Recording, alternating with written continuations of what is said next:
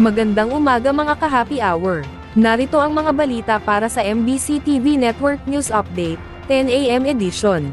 Speaker Romualdez, pinangunahan pamimigay ng 3 bilyong piso na ayuda sa 1 milyong benepisyaryo. Pinangunahan ni Speaker Martin Romualdez ang mamimigay ng 3 bilyong piso na cash assistance sa may 1 milyong benepisyaryo sa loob ng lamang ng isang araw. Ito ay ang opisyal na paglulunsad ng bagong ayuda program ni Pangulong Ferdinand Bongbong Marcos Jr. Si Speaker Romualdez ang isa sa mga nagsulong ng ayuda sa Kapos ang Kita program sa ilalim ng Department of Social Welfare and Development, na pinamumunuan ni Secretary Rex Gatchalian.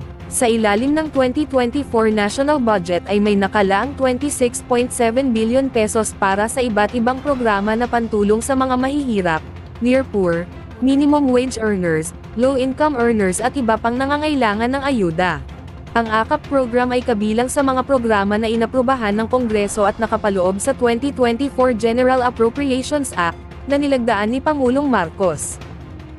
Samantala, sa MBC TV Sports, Pacers, naitabla ang serye laban sa Knicks, para maihatid ang laban sa Game 7. Nagawa ng Indiana Pacers na makaladkad ang laban nila sa New York Knicks, para sa Eastern Conference hanggang sa Game 7. Bagamat maagang nakalamang ang Knicks sa unang quarter, nabigo naman silang mapanatili ang momentum nito. Mabilis na nabawi ng Pacers ang kalamangan pagpasok ng second quarter, na itinuloy nila hanggang sa huling bahagi ng laro.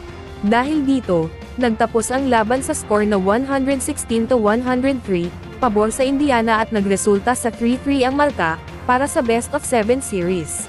Gumawa si Pascal Siakam ng 25 points, si Tyrese Haliburton naman ay may 15 points at 9 assists. Habang nasayang naman ang ambag ng Knicks players, para sana sa halos abot kamay na nilang tagumpay sa Eastern Conference.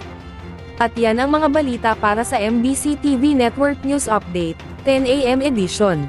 Abangan ang mga susunod na balitaan mamaya, para sa 11 AM edition.